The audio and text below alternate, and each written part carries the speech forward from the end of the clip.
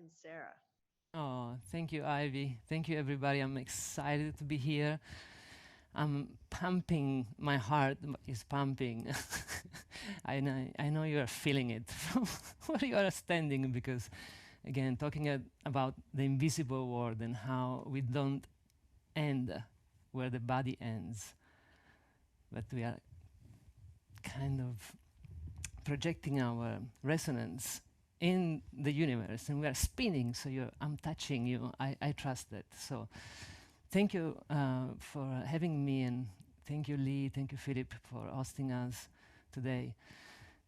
Judy, so inspiring where you took me that whatever I thought I was going to share, I think now it's completely influenced by your beautiful journey and the journey you took us to. And for me, when you talk about the heartbeat, I feel that the way in which we perceive the heart when we are in the womb, it is sensorial, and that's our way of hearing. In Italian, when we say the word feeling, it's the same word for hearing. And it's interesting that it looks at one of the first organs that are formed. It is the hearing, and it's the last one that we lose when we die, which is pretty interesting. But I leave that for a moment aside because I want to also kind of share how, for me at least, in my work, which I call it MetaMusic, the transcending part of what music is about. For me, everything is music because everything vibrates, you know, even as you said, like a vessel. At the end of the day, when you look at it with a microscope, it's not, there's nothing solid here. Everything is moving, it's vibrating, and has its own frequency. And in this frequency, there is an harmony that makes it a vessel instead of breaking and let my tea out. So in that, for me, as a child, even in Sicily, growing up in this really powerful land, that is where I found my first teachers, nature itself, and this creative force that nature it is, and we all are, as you said, Judy. For me, everything, again, as sound, and we are an orchestra. You know, our heart, as you said, is a drum that is beating and keeping us into this beautiful dream that we call reality, right? As if we are in trance, which is so needed to function here. And all of the cells of our body as well are moving and have their own frequencies. And in that, I feel the power of music is that music is emotion. Music is energy. Emotion moves the energy. And at the same time, because we are energy and we are frequencies, when we are exposed to sound, especially ancient sounds, that they were already conceived to tap into the invisible world, or to the world of the unconscious world, or the world of what they were calling the spirit, which is energy around us. When we're exposed to music, especially those kind of sounds, parts of our bodies, they start to oscillate again. Those cells, from being dormant somehow, I feel that they start to expand. And in that movement, there is energy released, because everything that moves carries energy. And as you teach me, Susan, energy carries information. Nowadays, we know in science that energy carries a signature, an information. So being exposed to certain kind of ancient music especially moves our cells in a way, and those cells that are dormant and more ancient, and in that energy release and that information, there is messages, there is release of emotion of our own energy, stagnation of energy that gets released. And so in that I feel music has this power of healing, if we want, or rebalancing our system, not only because when we are exposed to it, our whole system is now activated. And in our brain as well, there are different kind of incredible pathways that only music can instigate in such a simultaneous way. And so I think, and I want to just do it as a storytelling, as you know, my oral tradition will say, it's just in this movement, in this energy that release for each one of us, there is there a message. There's something that, as in the unconscious, as in the dream world. For some people, being exposed to certain music, it takes them to when they were kids. For some people, they feel they are connected to their ancestors. But what is that? If I look like my grandmother, it means that my cells has a memory, right? There's a physical memory. But now we know that cells, they have energetic memories. So maybe I also feel like my grandmother. And so in the same time, when we are exposed to ancient music, somehow we are activating cells within us that they make us feel again those old memories. And so for me, somehow, music awakens what is asleep in us. Music somehow instigates again cellular memory that is there and finally can expand and give us those wisdoms or bring us back into the natural world, which I feel it's why we are having so much trouble and we are losing hope. So in that sense, like how can we rebalance and bring back these tools that we call art, which actually in ancient times, they were the tools to keep being healthy, to keep being a healthy society. And of course, like in this, like I feel more to be a Renaissance artist than just a musician. I feel to be an alchemist, because for me it's like about playing with the sounds around me. And sometimes birds for me outside are the most beautiful orchestra I can be exposed to. And I invite you, wherever you are in the world at times, to just tap back into the natural world and feel how does it feel to be there.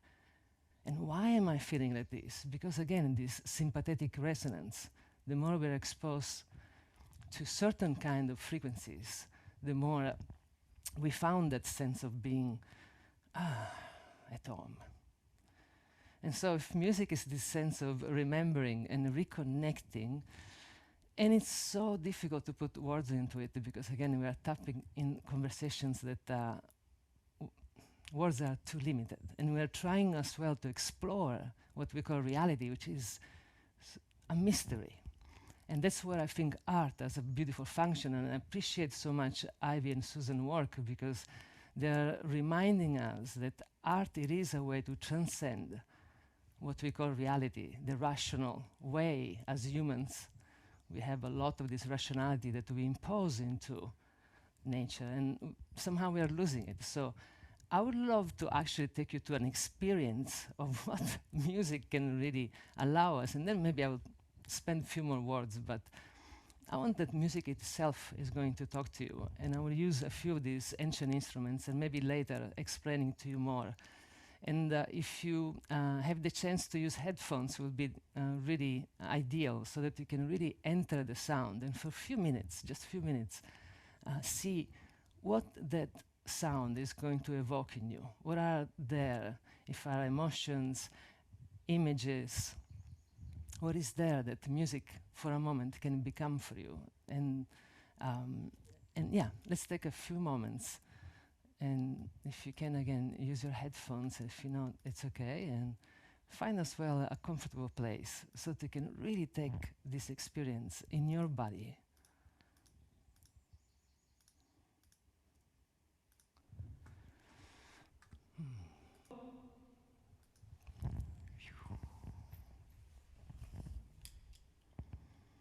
And whatever that comfortable position is for you, just give yourself this possibility of just landing.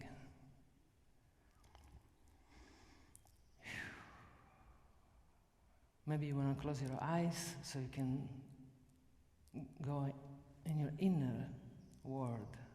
What is there within you, your inner environment? And just sense as well of the just simple act of breathing. It's moving your body already. And if you can slow down a tiny bit as well your breathing, you will feel even more rooted and connected.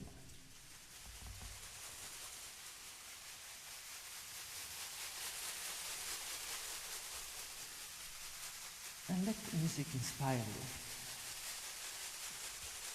Let's see where it takes you and enjoy it.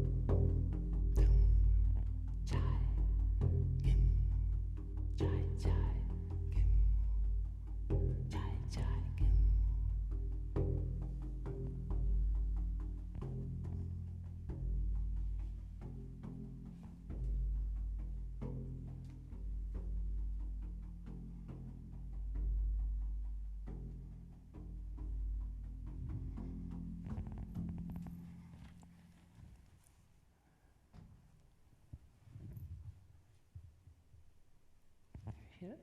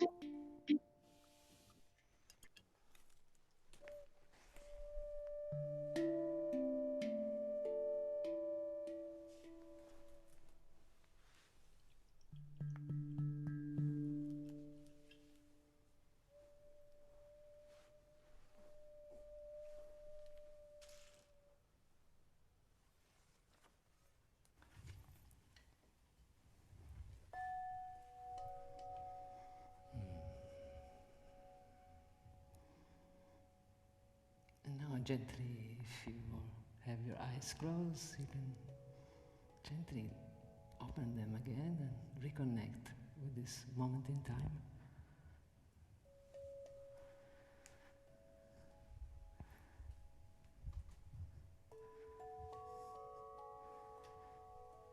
And see what is there that for you, this moment we just took together meant. And maybe you can write it in the chat, you can just make a drone out of it. You can dance it out if you feel it in your body. But sense, how does it feel now to be yourself?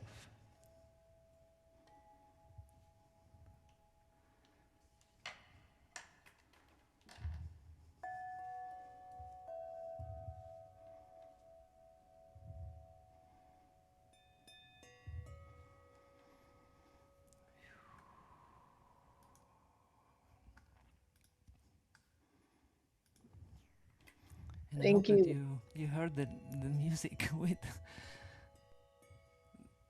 all of the sounds that I was putting there, because I didn't see the signal, but I hope you heard the music well. Nice. And yeah, what is the geometry now? How do we go from music to cinematic to architectural design that is from the invisible to the visible? And I think, Suchi, you should definitely take us there. Thank you, Lara.